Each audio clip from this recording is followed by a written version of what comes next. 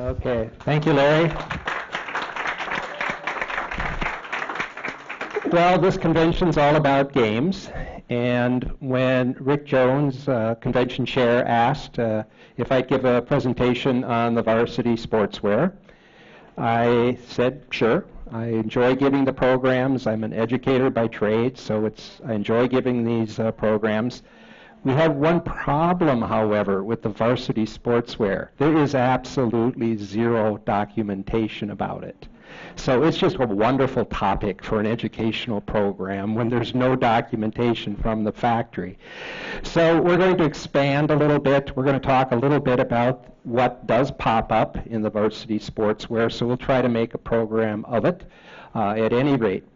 Now, for all of my presentations, I rely heavily on people that have been involved in education and research with the Cambridge Glass Company longer than I have. So Frank and Vicki Wallenhaupt always are a tremendous help, and I checked with them to learn what I could. Dave Rankin, another expert, and of course Mark Nye and Lynn Welker. So a lot of what I've learned over the years is based on the input of that group of people, and I relied on them again for this presentation. It's a wonderful thing about the club. We've got a lot of people that do enjoy trying to dig through and find documentation, eke out things about the production period, and we'll be sharing some of that today. This is all my glass. I didn't borrow anything for this presentation.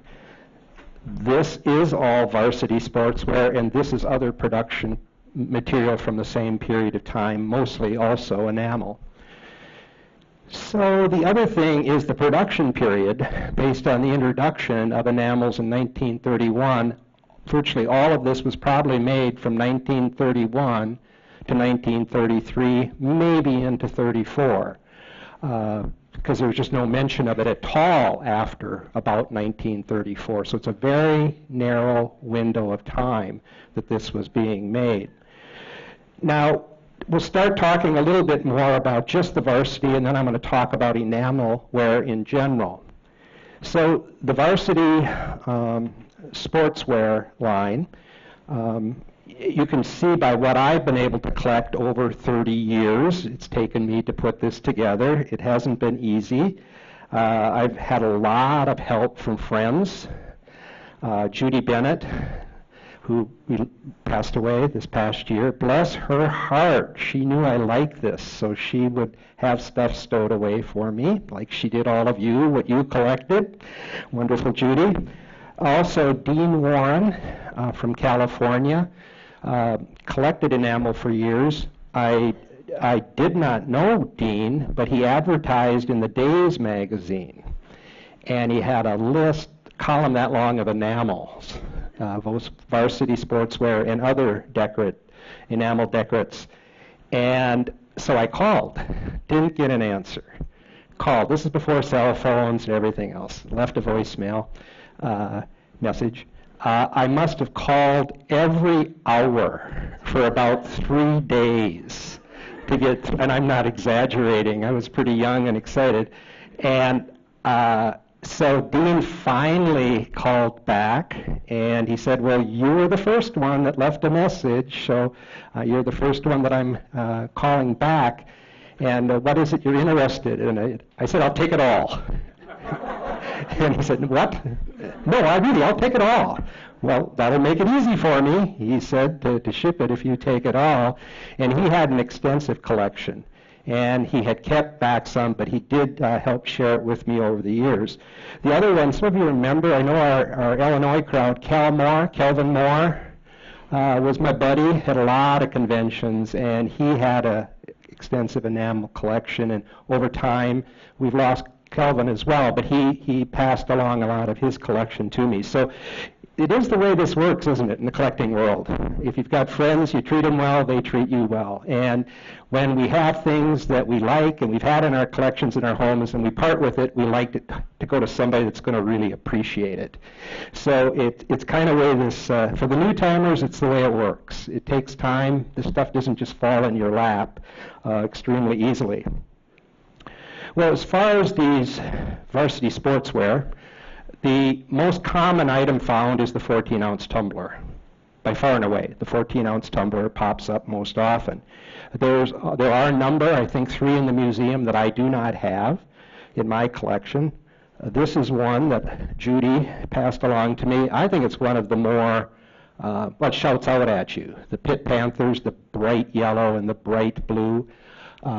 And if you go down the line here, the Stanford Cardinals, California Bears, another nice bright decorate. I think my favorite of all these, wow, doesn't that thing pop? In a lighted case, it just shouts out at you. What a glorious decoration for the Princeton Tigers. Harvard, a tad more boring. There's nothing about their sports team is the Crimson, but that's not on here. And on the handout that I provided for you, it lists the universities and the team mascot. So the Dartmouth Indians, I'll do the 14-ounce tumbler. This is the second most common one to find, the Dartmouth Indians. Do you think they're today the Dartmouth Indians? No, that got changed, but it was 1974. They're now the Big Green, so they're not the Indians anymore. So we, again, don't know how this played out, but it could be. This is just conjecture. And researchers, we don't like talking conjecture. We like hard evidence. We don't have it here. But conjecture could be that these 14-ounce tumblers that do pop up most often, and for some of the teams it's the only item that has popped up, it could be that they were the salesman samples. And the way it worked for the glass companies, they had sales representatives that they supplied. They also supplied them with the circular letters, updates, tips on how to market glass. And then the sales reps went to the vendors where the glass was actually sold. So in Minneapolis, Dayton's, who was the major department store, stocked Cambridge through the years. Dayton's was what started Target, and they changed their name from the Dayton Hudson Company to Target many years ago. In Wisconsin, it was Hudson's, was the major department store. Also in my home county, we had Kotke Jewelers in Owatonna, Minnesota. They stocked Cambridge as well. So it usually was department stores or high-end jewelry stores that were the common vendors. But I'm sure these sales reps would go to anybody that was a good customer and would buy it and for resale.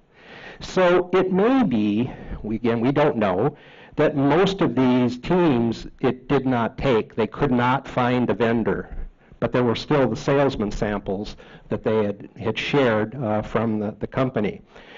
So if you go down this first page of the handout, if they're in yellow, those are the highlighted ones that I'm aware have shown up. I don't know the ones that are not highlighted. If any of you have ever seen them, you could let us know so we could add those to the list. I think if you go down the list here and you look at which universities tended to be selected as vendors or were selected for manufacture of these, they come in 2 major groupings. The Ivy League universities in the East and California, right? Where was there a lot of money? And I know this has been said often, that I know both Judy has said this, Lynn Welker said a lot of good glass popped out of California. A lot of the better glass got shipped out there. So they do kind of come in those 2 camps. Now, Yale is by far the most common. There's just no question. Yale, if you're going to find it, I think it's an okay decorate. The bulldog is very obvious. White doesn't show up as well as a decorate. And I think, as far as I know, the Varsity Sports only comes in 1 color combination. The ball jug, I think there's an Ohio State or 2 out there, but I haven't heard of any others. But of course, just because you haven't heard of them doesn't mean they're not out there. So keep hunting.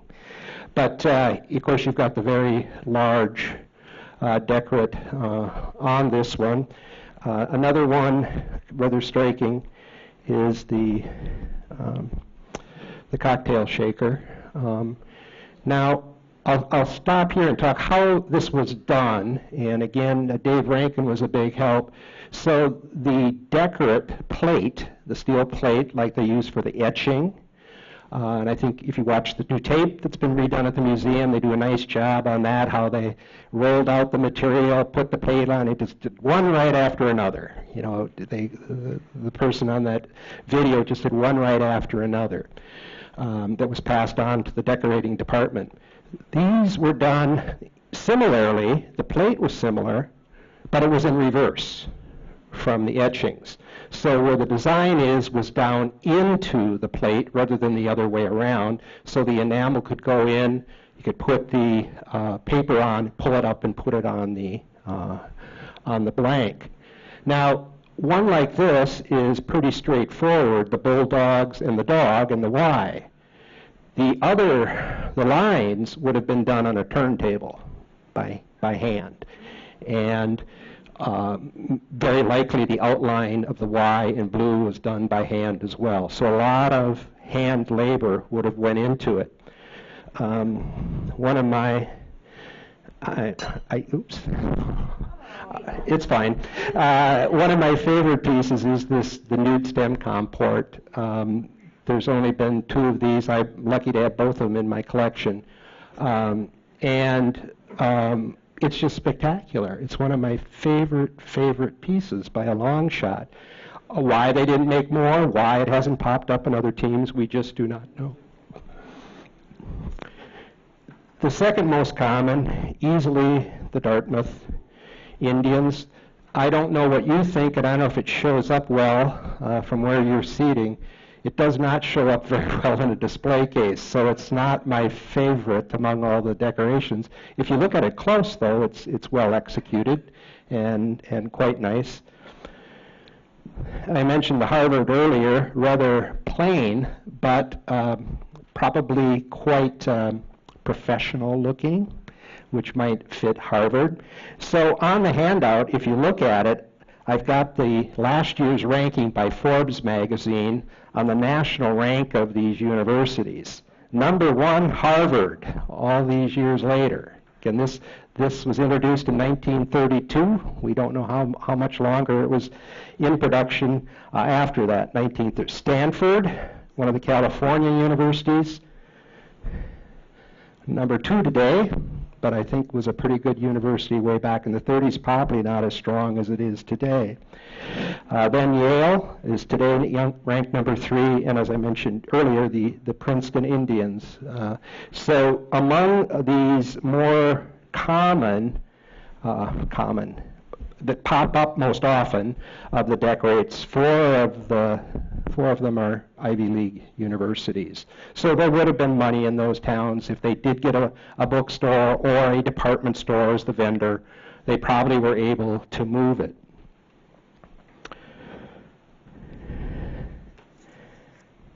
Another thing about this, and it applies to all these enamels, what do you think? Is this elegant glassware? Grant, does it measure up to Rose Point? No. What do you think, Finley? You know the dollar value, you're liking it for that, but you know, this stuff would have been used, right? It's almost like, what is it, Swanky Swigs or whatever that they made in the 60s? This stuff, it wouldn't have been put in the fancy cabinet and brought out for just the holidays. It probably would have been, well, I don't think I would have been putting orange juice in there. I can think of something else when I was playing cards. And they probably got banged around a little bit, you know. So that's another reason why perhaps so little of it pops up today. I think this is a unique piece. Nancy Finley is drooling. University of Southern California. It's a relish. It's a relish. So if I've reproduced the catalog pages from that 1930 to 34 catalog, I hope I don't get taken to court for doing that, but I knew you'd be referring to it, so it's just easier to do that. There's only 2 pages of that catalog from the 1932, early 1932 edition that covers the Varsity Sportswear. There is nothing else. Our researchers that have looked through the trade journals have never found any mention of it. Well, it would have been unique to a town, right, that they would have marketed this. But there's also nothing in any circular letters to any of the sales representatives. There's just nothing that has popped up about this Varsity Sportswear. So if you look at the very bottom of that first page, there are two teams that decorate plates popped up when I think it was Miami Valley led that charge to clean the decorate plates, the Xavier Musketeers and the Cincinnati Bearcats. So those decorate plates were made. Whether they were ever put into production is another question. So the next two pages are the only real company documentation of the Varsity Sportswear line. And some of these pieces are not on this page. So just because you've got the second page with the Varsity Sport glassware doesn't mean that it's limited in production to just these. For example, this relish tray is not included, nor is the nude comport isn't included. So again, with their production, they could put it on anything that they could put the decorate design on, and then with a turntable, put the lines on afterwards. So if we go to the world events in your handout, it's just the way my mind works with something like Cambridge. What was going on in the world? What was going on in the U.S. 1931 to 33? It was the absolute depths of the Great Depression. In 1933, unemployment was 25%. You know, some are saying we've got a little bit of rough times now on some issues, and man, the people that lived through that era, I'm not quite that old. Going back, it's the greatest generation, the hardship that they went through. So in visiting with Mark and I today, they really cut the wages at the factory tremendously, and that would have helped the factory survive. The other thing that's amazing, we pulled out some records, and actually, I think their volume production was pretty good for that era. Based on the tax records and stuff, the value of the production glass was like $300,000 a month, which is over $3 million a year in 1930 to $33. That's a lot of money in that era.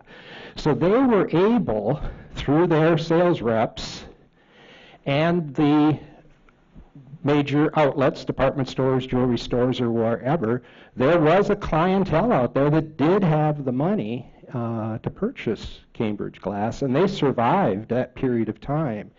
And a lot of people, and certainly a lot of business, did not survive. So kind of ironic in a way that they survived that period of time, but then when the World War II was over and the economy was really booming, when all of us baby boomers were being born, that's when they struggled because of all the material that was imported, and then really change in taste of people as far as entertaining and what they wanted to do.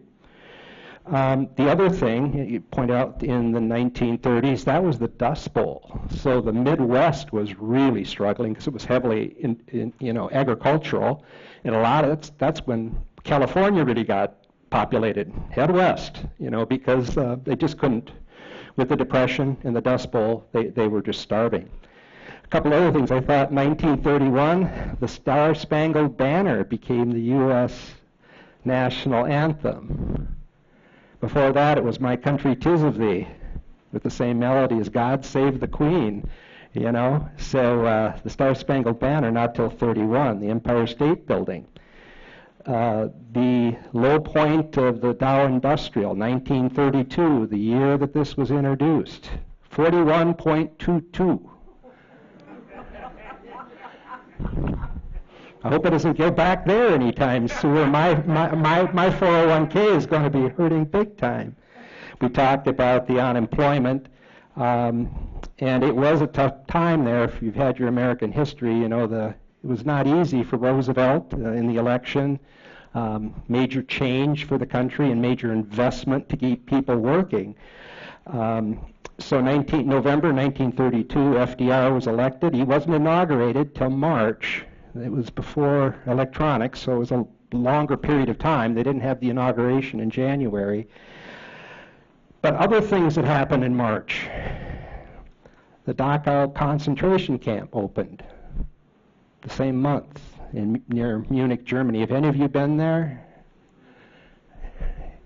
Some in the back? Yeah. I have never sobbed so hard in my life. I could hardly breathe. I was just choking. I was crying so much in the visitor center. Incredibly emotional. And then just a day later, Adolf Hitler became dictator of Germany. So all these things that were going on in the world right at the time of the production of these items. The other thing that year, on December 5th, FDR signed the bill to get rid of prohibition. Whoopee! And FDR made the I think it would be a good time to have a beer, was what FDR said. Now, the funny thing about prohibition, it was not illegal to drink alcohol. It was illegal to manufacture it, and it was illegal to sell it.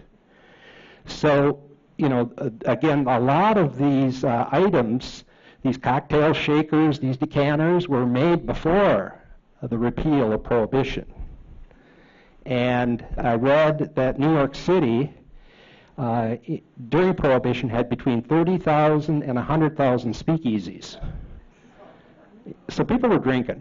It's just that you had to have a place that you could go to do it. Now, for the Cambridge Glass Company, if you look at the catalog, that 30 to 34 catalog, it is obvious there in 33. They were ramping up for Happy Days because it would have been in the works. In the 33, they knew it was coming.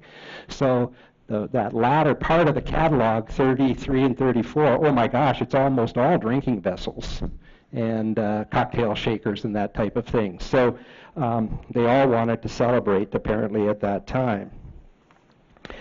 So moving on then to some of the other enamels from that period of time. What we've got here, we've got a catalog page, and I've got these listed in the order they appear. This is Sport Novelties at the time. The polo players, it comes in two forms. The Reveille. Now these come in all different types of color combinations. I've got one of these in white horses and polo players and red lines. So these came in all different color combinations. The Reveille, the three Candy Scots. This is perhaps the most common of these enamel decorations. The Pelicans, and the swayback Scotty. Now these all just had a number. They didn't have a name. They just had a decorate number. But as collectors, of course, we've assigned names to it, and probably swayback Scotty is pretty good for this one. If you notice on the handout, there's another one, the Colonial Couple. I have just never been able to buy that. I just think it's ugly. So, if you're going to collect it, it's kind of nice to buy something you like to have and look at, and I just think it's unattractive. So I actually called Lynn because I knew he had one for sale a number of years ago, and he said, nope, I think that was many years ago, and I said, I don't know, I can't keep a track of time anymore. But so I don't have an example of the Colonial Couple. They are out there. They also had just the lines, and I've got decanters. You've seen them, I'm sure, with just the enamel lines, circles around them. And again, they just put them on the turntable, and with a brush, it was with a good artist could apply that enamel. And then there's one additional page in the catalog, and that's it for all of these enamels. Again, they were put on many things other than what you see in the catalog.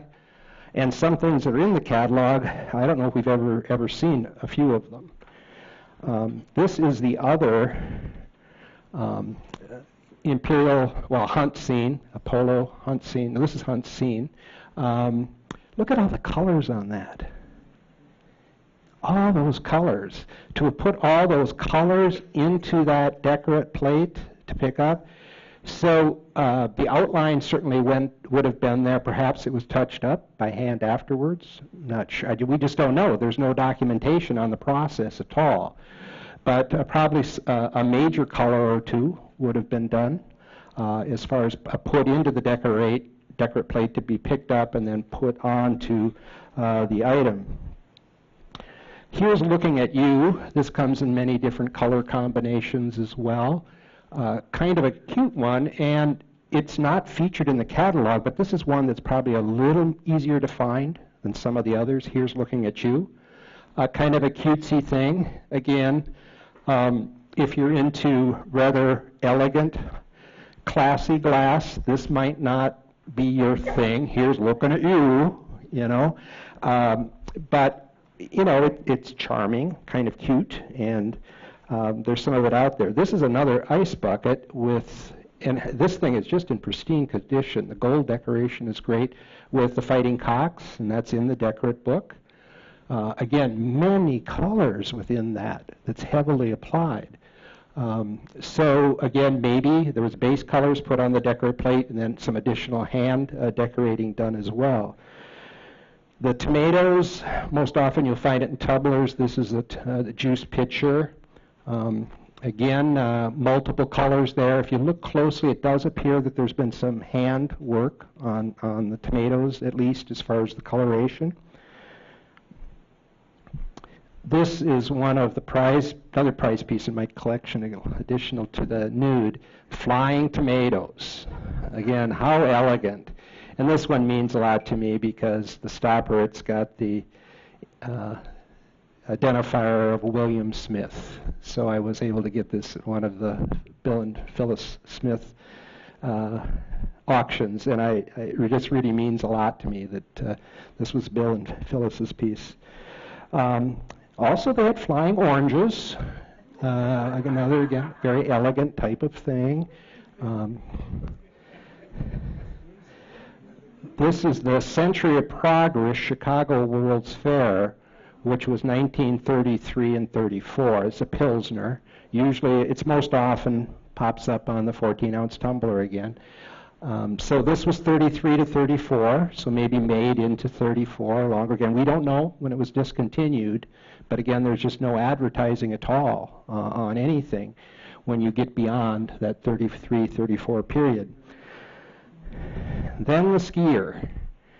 And it comes in two forms, just black or with a multicolor. Again, the black, it would be a little easier thinking of the decorate plate as far as applying it, but kind of intricate because there's satin finish to represent the snow. So a multi-process would have had to gone into creating these, so quite time consuming to produce it. The decorate book, and that's for sale in the museum. It's got all kinds of miscellaneous decorates. This is Prosit, which is cheers in German.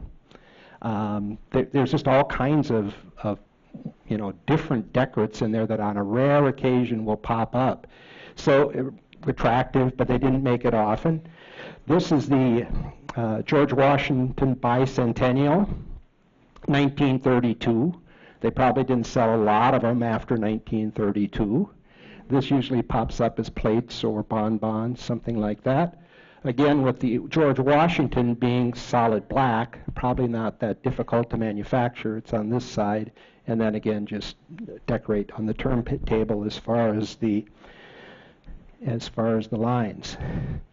This is a decorate that's pretty highly sought by us. Lady in Bubbles, I think we most often talk about. I do have the cocktail shaker, and I just couldn't bring myself to haul that across the country. So I'm moving on to my annual meeting for work in Knoxville after this. But it might be hard to see, but a lady with bubbles, and some of them have been colored in. But again, a satin finish first, and then applying the decorate after that. So again, a lot of hand work that went into this. This one is just bubbles, and it's in the decorate book. I don't remember seeing another piece of this. I'm sure there's some out there, maybe some of you have it in your collections. This is very nice in a display case. It pops out really nicely. Then this little thing is, I think, the same paperweight design as what they used or were talking about tonight, but with deep cut school as it's enamel, and it's in the decorate book. It's not an etching enamel, it's enamel that's just placed on. Now, I'm going to move on to some other things from the same time period. And if you continue through the handout, we move into these 2 pages of what are called ebony silver decorated ware. Well, I'm quite sure we know it's not silver, correct, Lynn? And I think that we don't see it a lot today because people tried to use silver polish on it. You take it off. You destroy it if you use, and it doesn't take much. So I don't know if it's been decided if it's platinum or white gold.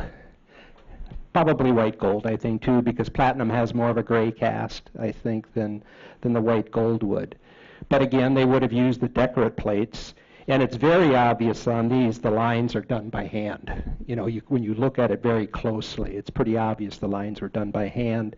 But even this one, it appears that they did a little touch-up with the paintbrush on the white gold, which we know that they did use white gold as a decorating compound in the factory. Boy, this doesn't come up hardly ever. It's beautiful, but was probably expensive to make, and then maybe if too much of it, there was an attempt to polish it. This item, I'm sure you can't see it out there, but it's the 3 Caney Scots in reverse. So they're clear, and the rest of the decanter is satin finish. So they would have applied the decorate and then put it in acid and then removed it. So it was like doing the etching only in reverse. So this, I was in Judy's shop one day. She said, wife of a worker just brought it in. I thought you might be interested in it less. So thank you, Judy. Again, it's very hard to display in a case. You got to have it against something dark so that you can see it. And you can see why they didn't do it in major production, because it doesn't grab you. But and it was maybe just an afternoon piece, somebody playing around. Well, you say this is not enamel on crystal like everything else here. This japonica stuff that none of us like very much, right? But we've now found out that it is the same period. For a long time, the thought that it was 1937, and that's what some of our books say. Well, now we know there's a circular letter to the sales representatives, January 1933. It didn't work to call it japonica. People thought it was made in Japan. So cover up the japonica emblem on the bottom. This one doesn't have one. The mate to it does. And put the Hawthorne sticker on it. So it was renamed Hawthorne in January 1933. So we've never seen a Hawthorne sticker, to my knowledge. There's the list of the items that were made with Japana. 30 blanks had japonica supposedly applied to it. So there's a wide variety of blanks. It would seem with that correction and nothing previous in a circular letter. That circular letter said that we had just introduced this line, so probably 32 it was introduced, but it didn't sell well, or some have conjecture, we don't know, maybe it never really made it to the market. It didn't get beyond the sales representatives, and that's why it's so scarce today. But the Japonica label probably, or name for it, must have been a problem for marketing purposes. It was also probably very expensive because you've got satin finish again, you've got an intricate enamel design that needed to go on it. So we just don't know.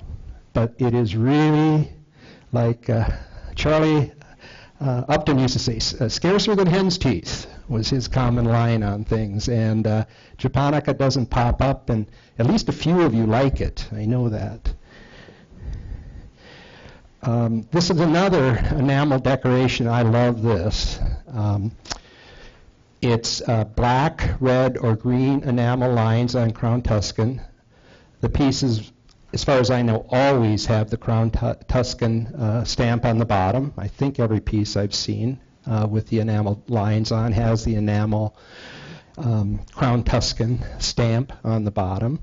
That means it's very early. So again, and it's most of the pieces, they can be really ranged in color. Some are almost brown. They're so dark with the enamel lines. Some, like this one, are really getting close to white. They're so light. So in that early Crown Tuscan, that's another presentation, the color range in Crown Tuscan and stuff. And I've done a fair bit of research on that with help of others.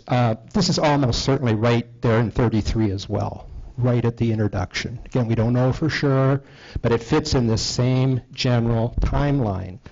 So the question is, introduced in 31, no evidence at all that it was made after 34. Why such a short production period? We don't know. We can all come up with conjecture, ideas on what may have happened. By 1936, if you look at the history of what was going on in the world, after the WPA effort of Roosevelt, the economy did start to pick up. So by 1936, the unemployment rate was 11%. So maybe Cambridge had to raise its wages because, they had to become more competitive. This extremely labor intensive. Maybe the buying public just didn't like it. The enamels, some of us drooled over it today, but maybe the buying public there just wasn't a lot of uptake during the Depression, right during that period of time. So, any questions? You didn't have any as I spoke. Again, with so little documentation on it, there's not a lot maybe we can offer, but we can try. Les, there are also pieces of earlier glass that have enamel decoration, some of the opaques. Mm-hmm. I would assume that was done before this. Mm-hmm. Yes, David, those I believe are virtually all, no, not all. Many of them are etching-based enamels, where they etch the piece first and then filled in the etching with enamel. But of course, we have the early ebony with the floral enamel hand-done decorations. We've also got the ivory with the iris decoration and a few other things that are hand-painted.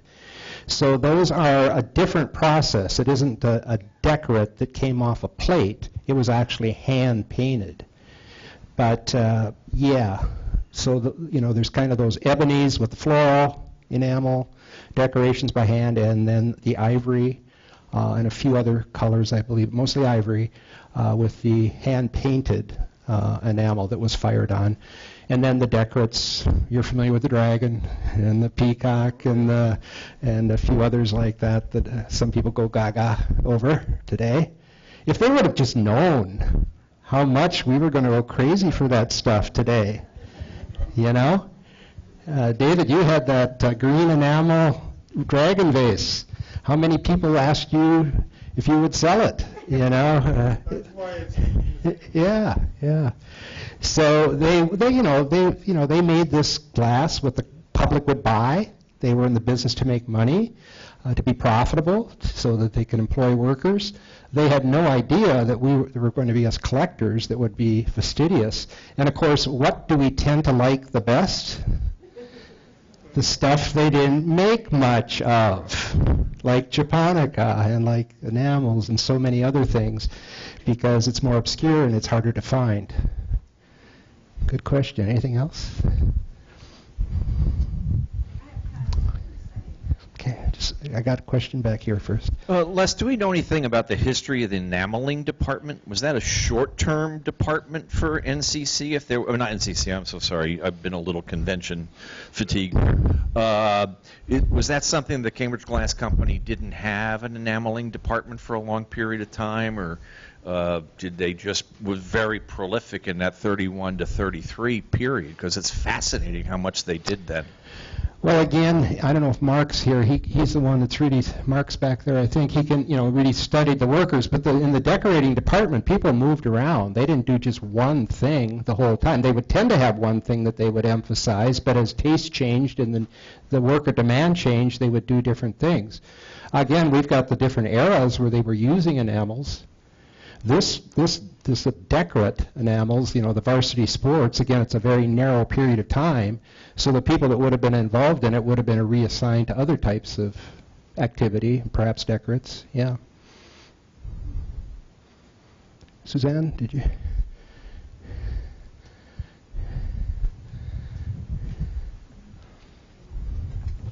Do you think, based on the time that they made these, that the Depression hit and that although people like sports, they weren't going to spend money on sports items? Yeah, I mean, the stock market crash was in 29, fall of 29, so that's what started the whole thing. So that was about 2 years before this was introduced, so things were really on the decline. Unemployment was really going up. So yeah, it was a tough time to be selling anything to the public. You would have to have, again, I think, a fairly affluent customer to buy something that required this degree of hand labor. So again, I think considering the times and the volumes that they were selling, they actually did pretty well. But yeah, it would have been a tough sell to the general public. But if you can afford to send your kids to Yale, maybe you can buy them a decanter, Several years ago, we had National Sales Manager Jim Henn in here talking. He discussed sportswear and stuff, said that the factory was in need of money was one reason why they brought it out. Mm-hmm. And we can tell by the number of items that, they say have sold, that probably did a good job for them. Yeah, and Frank, you've read a lot of the circular letters that went out to these sales representatives. Oh my goodness, the marketing things they suggested to them. I mean, that's the way the world works, right? Apple tries a lot of different things too, don't they, to get our money? I mean, it's the way the world works. And so they had trial balloons, they tried things, This was introduced first, or these were introduced in 31, so they had some experience with the enamels. And then they launched these in 32, but it's again a very close period of time. Again, we just don't know. I think it's a combination of two things, that it was more utilitarian wear, so it probably wasn't prized as much as some things, and that's why not as much has survived, but also all the labor and, resources to pay for it.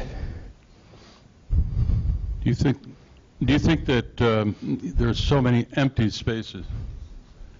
There's so many, you seem to indicate there were several empty spaces, things that had never been seen. Is it possible that they never made them, that they maybe put them in the catalog, didn't get any call for them, and so therefore didn't produce any? Yeah, I think completely that's a very good possibility. Again, in the varsity sportswear, well, really in all of these 14-ounce tumblers pop up most often. So they have them in the catalog. They maybe went to the sales reps, but then they had to talk a vendor into selling them. So just because it would appear in a catalog doesn't mean that it necessarily went into major production. They made some, obviously, at least for the sales representatives. But a lot of the stuff we just don't know. And again, all of this on the enamel is just a quandary because there's just a dearth of publicity. I think there's something with the silver as far as business stimulators or something like that in one a journal. There's a little bit of mention of these, but almost nothing, and absolutely nothing on the varsity sports. in any of the trade journals. And nothing in the letters, too, that went out to the representatives that we've at least been able to find. Good. Well, you've been a very tentative audience. I only saw two of you sleeping. So, any other questions? They better not sleep, I tell you, and they better not have their cell phone on either. Okay. Let's thank Les for his presentation this evening. Great, thank you.